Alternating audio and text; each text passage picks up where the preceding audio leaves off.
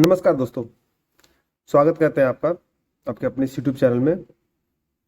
दोस्तों, इस वीडियो में हम प्राचीन भारत के इतिहास के संदर्भ में मौर्योत्तर काल के बारे में कुछ इंपॉर्टेंट एमसीक्यूज करेंगे। ये सारे एमसीक्यूज घटना चक्र से लिए गए हैं, घटना चक्र के पूर्वावलोकन से लिए गए हैं।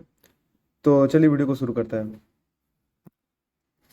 पहला प्रश्न है, निम्नलिखित में से किस हिंद यवन शासक ने शीशे के सिक्के जारी किए थे? जिसका सही आंसर है स्ट्रैटो द्वितीय ने।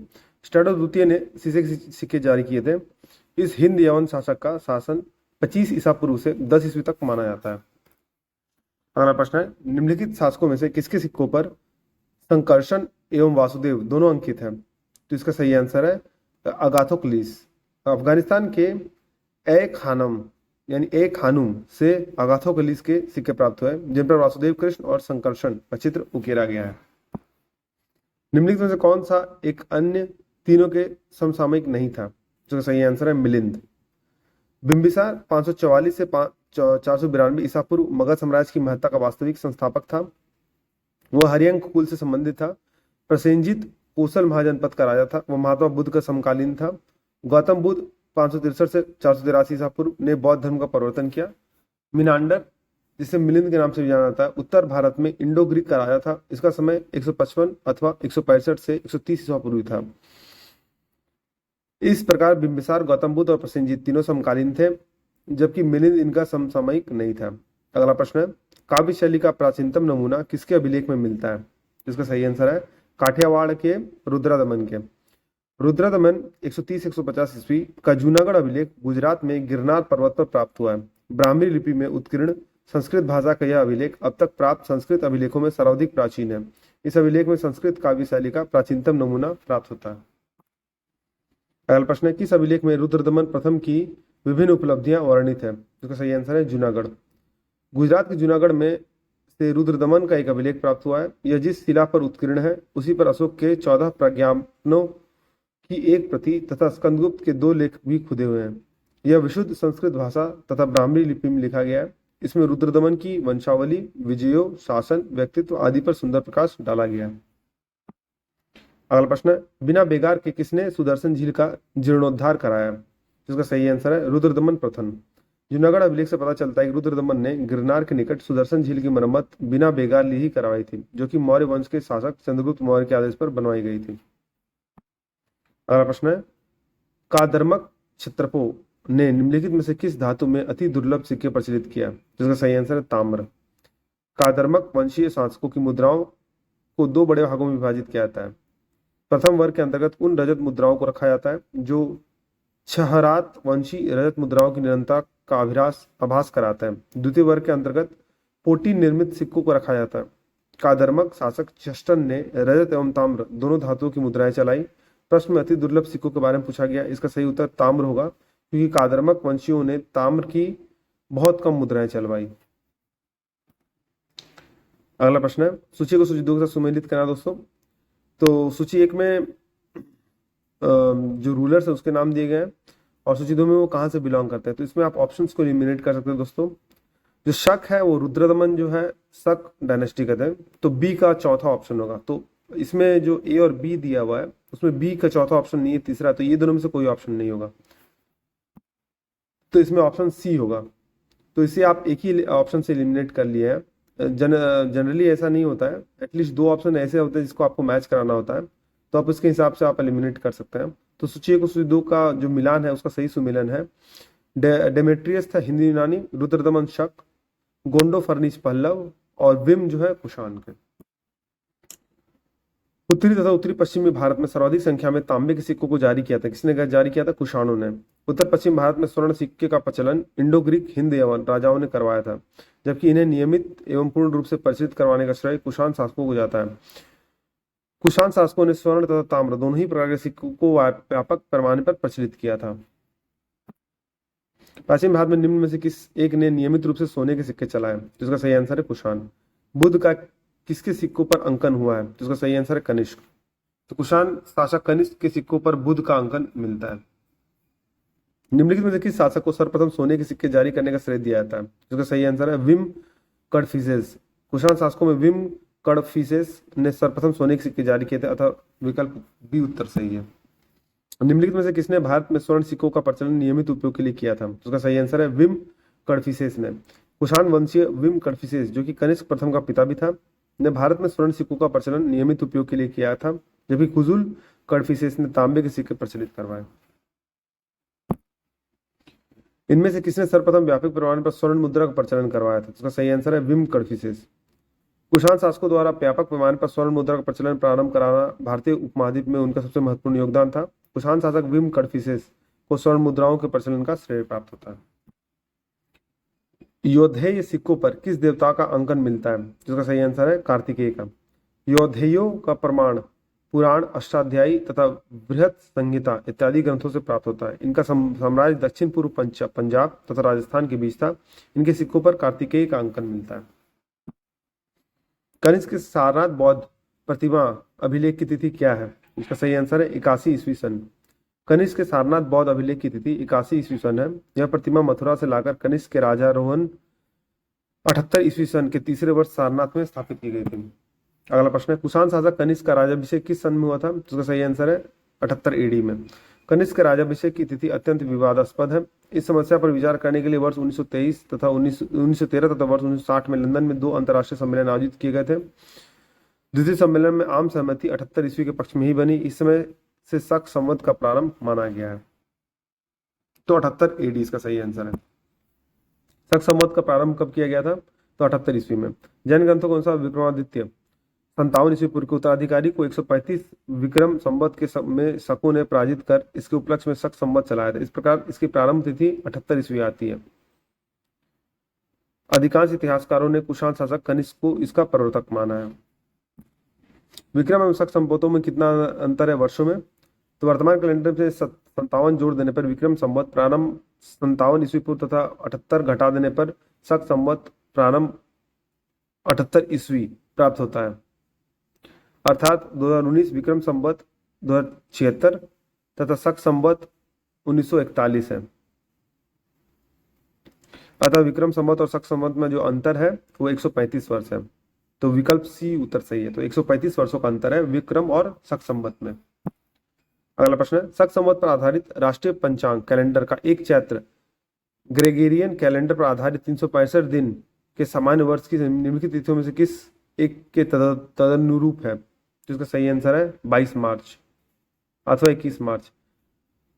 चैत्र भारतीय राष्ट्रीय पंचांग का प्रथम माह होता है। राष्ट्रीय कैलेंडर की तिथियां ग्रेगोरियन कैलेंडर की तिथियों से स्थायी रूप से मिलती जुलती है। समानता एक चैत्र 22 मार्च को होता है और लीप वर्ष 21 मार्च को। विक्रम संवत कब से प्रारंभ हुआ था? तो उसका सही आंसर है 57 ईस्वी पूर्व से। विक्रम संवत के 2 अन्य नाम भी मिलते हैं, कृत संवत तथा मालव संवत।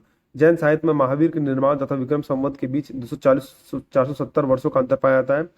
महावीर की निर्माण तिथि 527 ईस्वी पूर्व मानी जाती है। तदनुसार विक्रम संवत के प्रारंभ की तिथि 527 में से 470 घटा देने पे 57 ईस्वी पूर्व मानी जाती है, निर्धारित होती है। तो सही आंसर है 57 ईस्वी पूर्व। निम्नलिखित में से कौन सा वर्ष दिसंबर 2009 में शक संवत का वर्ष होगा? तो दिसंबर 2009 में है दोस्तों।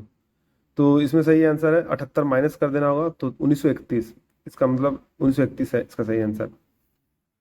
ये 78 ईस्वी से शुरू हुआ था और जो विक्रम संवत हो 57 ईसा पूर्व था। कनिष्क के समकालीन निम्नलिखित नामों का अध्ययन करें और निम्नांकित उत्तर कोड के अनुसार अपना उत्तर इंगित करें। तो समकालीन कौन कौन है दोस्तों इसमें? तो अश्वघोष और वासुमित्र थे। तो कालिदास और कंबन नहीं थे, तो सी ऑप्शन सही है। अश्वघोष कनिष्क के राजकवि थे। वासुमित्र भी कनिष्क के आश्रित विद्वान थे। इन्होंने चतुर्थ बौद्ध संगति की अध्यक्षता भी की थी। कालिदास गुप्त काल में हुए थे, जबकि कंबन 12वीं शताब्दी के थे। दोस्तों ये भी वर्णित है कि अश्वघोष जो है वो बुद्ध चरित्र नामक पुस्तक के लेखक थे। अश्वघोष किसका समकालीन था? तो कनिष्क का समकालीन था। निम्नलिखित में से कौन एक कनिष्क के दरबार से संबंधित नहीं था? इसका सही आंसर पतंजलि, जबकि अश्वघोष, चरक और नागार्जुन तीनों थे। अश्वघोष, नागार्जुन तथा पार्श्व एवं चरक ये चारों ही कनिष्क के दरबार से संबंधित थे, जबकि पतंजलि कनिष्क के दरबार से संबंधित नहीं थे। पतंजलि ने पाणिनि की अष्टाध्यायी पर महाभाष्य की रचना की थी। महर्षि पतंजलि शुंगकालीन विद्वान थे। निम्नलिखित में से कौन कनिष्क प्रथम के दरबार में नहीं गया था? इसका सही आंसर है विशाखा दत्त। अशुघोष, पार्श्व और वसुमित्र थे। निम्नलिखित नगरों में से किसका उल्लेख कनिष्क के रब अभिलेख में नहीं है? जिसका सही आंसर श्रावस्ती। रबतक अभिलेख अफगानिस्तान में शुक्र कोटल के निकट रबतक नामक स्थान से वर्ष 1993 में प्राप्त किए गए थे। ये यूनानी लिपि तथा बैक्टीरियन भाषा में लिखे गए हैं। ये कुषाण वंश के शासक कनिष्क से संबंधित है। इस अभिलेख में 4 शहरों का नाम उल्लेखित है, जो कि साकेत, कौशाम्बी, पाटलिपुत्र तथा चंपा, अर्थात इसमें श्रावस्ती का उल्लेख नहीं है। अगला प्रश्न है, इनमें से किस आयुर्वेदाचार्य ने तक्षशिला विश्वविद्यालय में शिक्षा प्राप्त की थी? इसका सही आंसर है चरक तथा जीवक ने। वर्तमान पाकिस्तान के रावलपिंडी जिले में स्थित तक्षशिला प्राचीन समय में गांधार राज्य की राजधानी थी। तक्षशिला के इतिहास में प्रसिद्धि के कारण उसका ख्याति प्राप्त शिक्षा केंद्र होना था। यहाँ अध्ययन के लिए दूर दूर से विद्यार्थी आते थे, जिनमें राजा तथा समानजन दोनों के जिसमें राजा तथा समानजन दोनों के ही सम्मिलित है। कौशल के राजा प्रसेनजीत, बिंबिसार का राजवेद जीवक, कनिष्क का राजवेद चरक, बौद्ध विद्वान वसुबंधु, चाणक्य आदि ने ही यहीं से शिक्षा प्राप्त की थी। बहुत साहित्य से पता चलता है कि यह वैदिक तथा धनुर्वेदिक शिक्षा के लिए विश्व में प्रसिद्ध था, अतः स्पष्ट है कि इसका उत्तर सी और डी दोनों हो सकता है। पुष्मित सिंह सुंग द्वारा 2 अश्वमेध यज्ञ किया जाने के बारे में जानकारी किस अभिलेख से मिलती है? जिसका सही आंसर है अयोध्या लेख से। पुष्यमित्र शुंग का अंतिम मौर्य शासक बृहद्रथ का सेनापति था। इसने 184 ईस्वी में पूर्व में बृहद्रथ की हत्या कर शुंग वंश की स्थापना की थी। बृहद्रथ की अयोध्या लेख से यह ज्ञात होता है कि इसने 2 अश्वमेध यज्ञ भी किए थे। शुंग वंश के बाद किस वंश ने भारत पर राज किया? इसका सही आंसर है कण्व।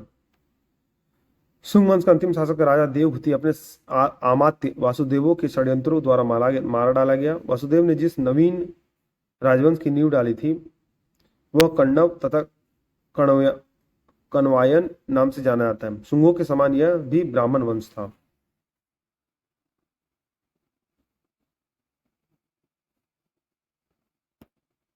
अगला प्रश्न, निम्नलिखित में से कौन सा शासक वर्ण व्यवस्था का रक्षक कहा जाता है? तो इसका सही आंसर है गौतमीपुत्र सतकर्णी। सतवाहन शासक गौतमीपुत्र सतकर्णी ने कहा कि उसने विच्छिन्न होते हुए चातुर्वर्णीय यानी 4 वर्णों वाली व्यवस्था को फिर से स्थापित किया और वर्ण संस्कर वर्णों और जातियों के सम्मिश्रण को रोका। इसी कारण इसे वर्ण व्यवस्था का रक्षक कहा जाता है।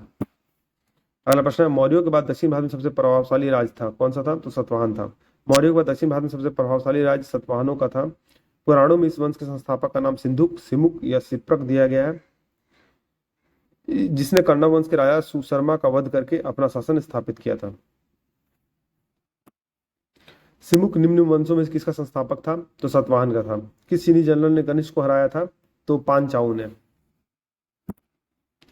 चीनी स्रोतों के अनुसार 73 ईस्वी से 94 ईस्वी के बीच चीन का प्रसिद्ध सेनापति पांचाऊ अपने हान वंशी नरेश के आदेशों पर चीनी तुर्किस्तान की विजय के लिए प्रस्तुत हुआ। चीनी इतिहासकार युद्ध का कारण यह बताते हैं कि कुषाण शासक ने चीनी सेनापति के पास अपना एक दूत भेजकर हान राजकुमारी से विवाह की मांग की थी। पांचाऊ ने प्रस्ताव ठुकरा दिया, फलतः रुष्ट कुषाण शासक ने उसके राज्य पर चढ़ाई कर दी, परंतु कुषाण शासक असफल रहा। अधिकांश इतिहासकार इस कुषाण शासक की पहचान विम कडफिसेस के रूप में करते हैं। यद्यपि कनिष्क का राजा रोहन 78 ईस्वी के मानने के बाद यह युद्ध कनिष्क के समय का हो जाएगा। निम्न में से किस वंश साम्राज्य की सीमाएं भारत के बाहर तक फैली थी? जिसका सही आंसर है मौर्य वंश का और कुषाण वंश का। मौर्य एवं कुषाण दोनों साम्राज्यों की सीमाएं भारत के बाहर तक विस्तृत थी। सेल्यूकस के से संधि होने के पश्चात मौर्य साम्राज्य की सीमा पश्चिम में अफगानिस्तान तक विस्तृत थी।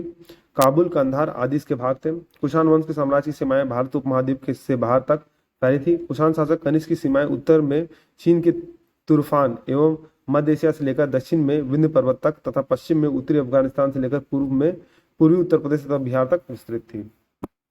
अगला प्रश्न है, बाल विवाह की प्रथा प्रारंभ हुई, कब से आरंभ हुई थी? तो कुषाण काल में। कुषाण काल प्रथम शती ईस्वी में बाल विवाह की प्रथा प्रारंभ हुई थी। स्त्रियों में उपनयन की समाप्ति तथा बाल विवाह के प्रचलन ने उसे समाज में अत्यंत निम्न स्थिति में ला दिया। इस युग में विवाह की आयु और कम करके 8 से लेकर 10 वर्ष की आयु की कन्या को विवाह के लिए उपयुक्त माना गया। अगला प्रश्न है, निम्नलिखित युगों में से कौन सा एक सही सुमेलित है? तो इसमें कुषाण, गांधार, कला शैली। कुषाण शासक कनिष्क के काल में कला क्षेत्र में 2 स्वतंत्र शैलियों का विकास हुआ, गांधार शैली और मथुरा शैली। अन्य युगम सुमेलित नहीं है, यानी हड़प्पा सभ्यता चित्रित धूसर मधुबाण से नहीं है, मुगल जो है अजंता चित्रकारी से नहीं है, मराठा पहाड़ी चित्र शैली से नहीं है। कला की गांधार शैली निम्न में से किसके समय में फली फूली? तो उसका सही आंसर है कुषाणों के समय में। निम्नलिखित में से कौन सा सही सुमेलित नहीं है? तो सूची एक में राजवंश के नाम दिए गए, सूची दो में सिक्कों की धातुएं दिए गए हैं, यानी स्वर्ण, ताम्र या रजत ये दिए गए हैं। तो सही सुमेलित नहीं है तो सतवाहन स्वर्ण से सुमेलित नहीं है, जबकि कुषाण स्वर्ण एवं ताम्र, गुप्त स्वर्ण एवं रजत एवं कलचुरी स्वर्ण, रजत एवं ताम्र। इसका एक्सप्लेनेशन देखते हैं दोस्तों। कुषाणों ने सर्वाधिक शुद्ध स्वर्ण के सिक्के चलवाए थे। यद्यपि भारत में सर्वप्रथम हिंद यवन शासकों ने स्वर्ण सिक्के चलवाए थे। स्वर्ण के अतिरिक्त कुषाणों ने ताम्र सिक्के चलवाए। गुप्तों ने स्वर्ण एवं रजत के तथा कलचुरी शासकों ने स्वर्ण, रजत एवं ताम्र के सिक्के चलवाए। सतवाहन शासकों ने स्वर्ण सिक्के नहीं चलवाए थे, उन्होंने चांदी, तांबे तथा शीशे के सिक्के जारी किए थे। सूची एक को सूची दो को सम्मिलित करना है। सूचियों के नीचे दिए गए कूट से सही उत्तर को चुनना है दोस्तों। सूची एक में कला के नाम दिए गए, सूची दो में उससे रिलेटेड जो वंश थे उसके नाम दिए गए हैं। तो अभी हमने देखा गांधार शैली और मथुरा शैली जो थे कुषाण के समकालीन थे, तो इसमें आप एलिमिनेट कर सकते हैं। तो ए का 3 ऑप्शन होगा, तो इसमें ए और बी में भी नहीं है। अब हम लोग आगे का ऑप्शन देखते हैं। तो इसमें सही ऑप्शन सी है, इसमें ए का तीसरा ऑप्शन सही है। तो आप एक से एलिमिनेट कर सकते हैं, जनरली ऐसा होता नहीं है, 2 से अधिक ऑप्शन को आपको देखना पड़ता है, तो आप इस हिसाब से याद रखिएगा। तो सूची 2 से सुमेलित है। तो सूची एक में गांधार कला जो कुषाण जो अभी हमने देखा, जूनागढ़ जिला लेख रुद्रदमन प्रथम, मिलिंद पन्हो यानी मिनांडर, और तक्षशिला लेख जो है पथिक। अफगानिस्तान का बामियान प्रसिद्ध था, किसके लिए प्रसिद्ध था? तो बुद्ध प्रतिमा के लिए। अफगानिस्तान का बामियान पहाड़ियों को काटकर बनाई गई बुद्ध की प्रतिमाओं के लिए प्रसिद्ध था, लेकिन अफगानिस्तान में तालिबान शासन ने इन बुद्ध प्रतिमाओं को नष्ट करवा दिया। जो कला शैली भारतीय और यूनानी ग्रीक की आकृति का सम्मिश्रण है उसे कहते हैं, तो गांधार कहते हैं। भारतीय और यूनानी आकृति का सम्मिश्रण शैली गांधार शैली है। इस कला शैली के मुख्य संरक्षक शक एवं कुषाण थे। इस कला का विषय मात्र बौद्ध होने के कारण इसे यूनानी बौद्ध या इंडो ग्रीक या ग्रीको रोमन भी कहा जाता है। गांधार कला शैली एक संश्लेषण है, किसका है? भारतीय तथा यूनानी कला का। निम्नलिखित में से किस मूर्ति कला में सदैव हरित स्तरित चट्टान या शिष्ट का प्रयोग माध्यम के रूप में होता था? तो इसका सही आंसर है गांधार मूर्ति कला। गांधार कला में सदैव हरित स्तरित या शिष्ट चट्टान का प्रयोग ही मूर्तियां बनाने के लिए किया जाता था। यद्यपि मथुरा काल में भी इसी के अनुसरण पर शिष्ट का प्रयोग किया गया था। प्राचीन काल में भारत पर आक्रमणों के संबंध में निम्न में से कौन सा एक सही कालानुक्रम है? तो यूनानी, शक एवं कुषाण सही कालानुक्रम है। तो भारत में बाह्य आक्रमकों के कालों का सही कालानुक्रम इस प्रकार से है। यूनानी 326 ईस्वी पूर्व सिकंदर महान, शक प्रथम शताब्दी ईस्वी पूर्व और कुषाण पहली शताब्दी।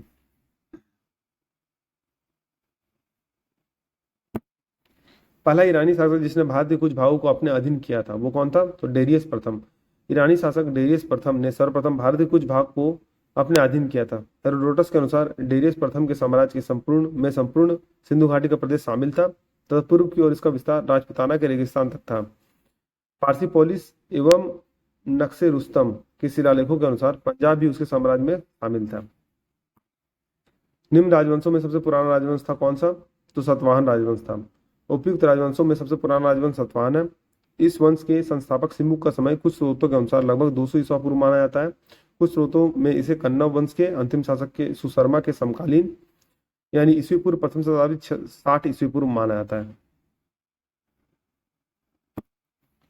आंध्र सतवाहन राजाओं की सबसे लंबी सूची किस पुराण में मिलती है? तो उसका सही आंसर है मत्स्य पुराण। पुराणों में कुल 30 सतवाहन राजाओं के नाम मिलते हैं, जिनमें से सबसे लंबी सूची मत्स्य पुराण में 29 राजाओं की मिलती है। सतवाहनों की राजधानी अवस्थित थी, कहाँ थी? तो अमरावती में। सतवाहनों की वास्तविक राजधानी प्रतिष्ठान या पैठन में अवस्थित थी। पुराणों में इस राजवंश को आंध्र भृत्य या आंध्र जातीय कहा गया है। उनकी आरंभिक राजधानी अमरावती मानी जाती है। निम्नलिखित में से कौन स्थान सातवाहनों की राजधानी थी? तो इसका सही आंसर है प्रतिष्ठान या पैठन। निम्नलिखित शासकों में किसके लिए एक ब्राह्मण प्रयुक्त हुआ है? तो इसका सही आंसर है गौतमी पुत्र सतकर्णी। सतवाहन शासक गौतमी पुत्र सतकर्णी को नासिक अभिलेख में एका ब्राह्मण कहा गया, जिसका तात्पर्य है आदित्य ब्राह्मण अथवा ब्राह्मणों का एकमात्र रक्षक। सुमेलित करना दोस्तों। सूची एक में राजवंश के नाम दिए गए, सूची 2 में राजधानी के नाम दिए गए। तभी हमने देखा सातवाहन का राजधानी पैठन, तो बी का तीसरा ऑप्शन, तो इसमें ए ऑप्शन सही हो सकता है। अब हम लोग आगे के भी ऑप्शंस देखेंगे। तो इसमें यही ऑप्शन सही है क्योंकि बी का तीसरा एक ही ऑप्शन दिया है, तो सही सुमेलन है।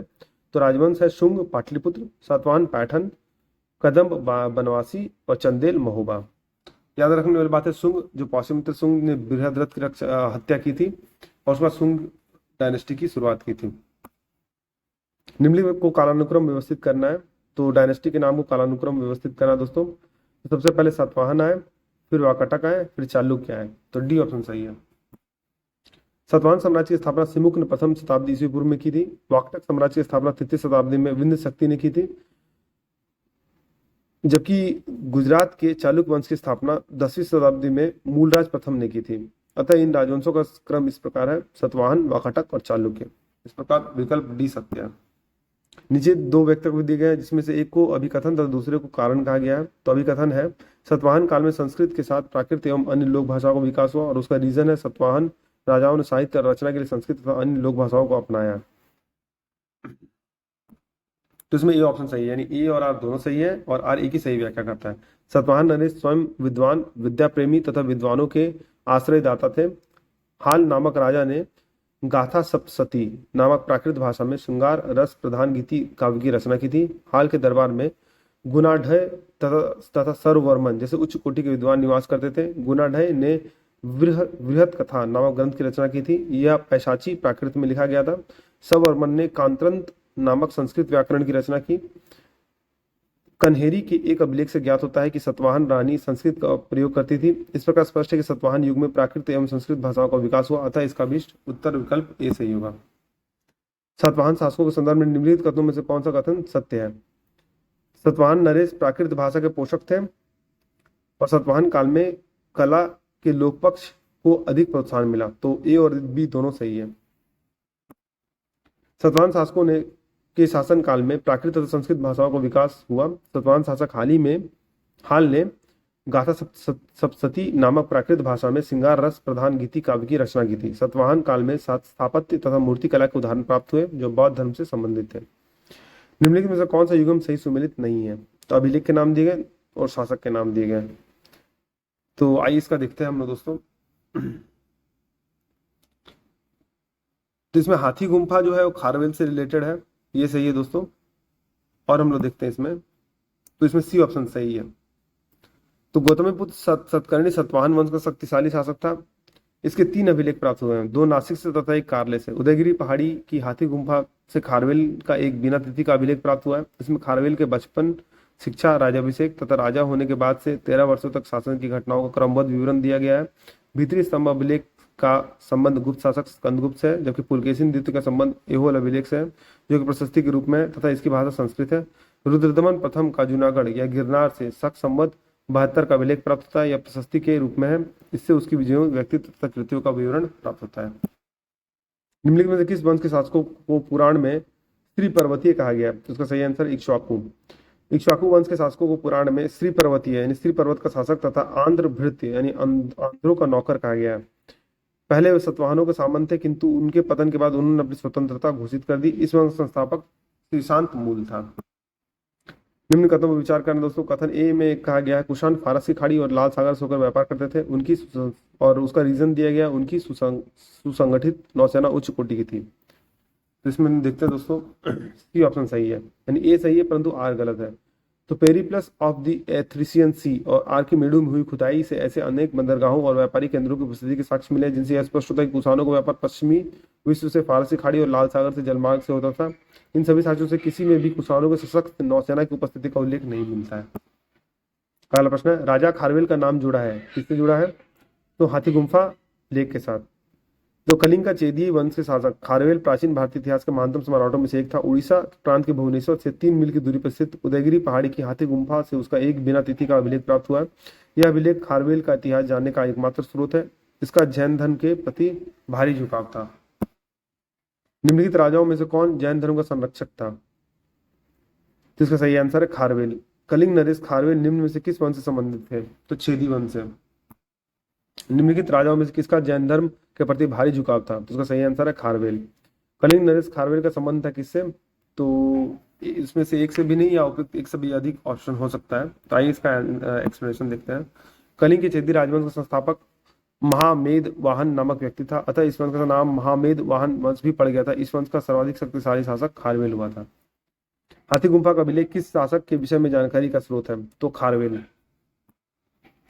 उदयगिरी पहाड़ी के हाथी गुम्फा के से शासक खारवेल का एक बिना तिथि का अभिलेख प्राप्त हुआ है। इसमें खारवेल के बचपन, शिक्षा, राज्याभिषेक तथा राजा होने के बाद से 13 वर्षों के शासनकाल की घटनाओं का क्रमबद्ध विवरण दिया गया है।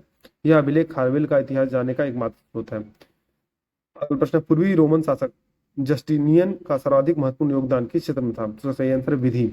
पूर्वी रोमन शासक जस्टिनियन ने सर्वाधिक प्रसिद्धि उसके न्याय संबंधी सुधारों से मिली। जस्टिनियन रोमन कानून के संपूर्ण संशोधन के लिए उत्तरदायी था। अगला प्रश्न है, पेरिप्लस ऑफ द इथरियन किसने लिखी थी? तो इसका सही आंसर है उपयुक्त में से कोई भी नहीं, उपयुक्त में से एक से अधिक। तो पेरिप्लस ऑफ इथरियन सी एक ग्रंथ पुस्तक मैन्युस्क्रिप्ट है। यह रोमन मिस्र बंदरगाहों से नेविगेशन और व्यापार के अवसरों का वर्णन करता है। इसे लगभग 60 ईस्वी पूर्व में अलेक्जेंड्रिया के एक अनाम नाविक ने लिखा था। इसने भारत से आयात तथा निर्यात की जाने वाली वस्तुओं का भी उल्लेख किया है। तो इसमें से कोई ऑप्शन सही नहीं है। दोस्तों, अगर आपको ये वीडियो पसंद आए तो वीडियो को लाइक कीजिए, चैनल को फॉलो कीजिए, सब्सक्राइब कीजिए और बेल नोटिफिकेशन को प्रेस कर दीजिए ताकि मैं इसी तरह का इंपॉर्टेंट अपडेट्स आपके साथ साझा करता रहूँ। दोस्तों, इस तरह के प्रश्न जो होते हैं विभिन्न एग्जामों जैसे एसएससी, रेलवे, बैंकिंग, डिफेंस और स्टेट पीसीएस और स्टेट गवर्नमेंट के एग्जाम्स के लिए बहुत ही महत्वपूर्ण होता है। तो वीडियो में बने रहने के लिए धन्यवाद। मिलते हैं आपसे अगली वीडियो में।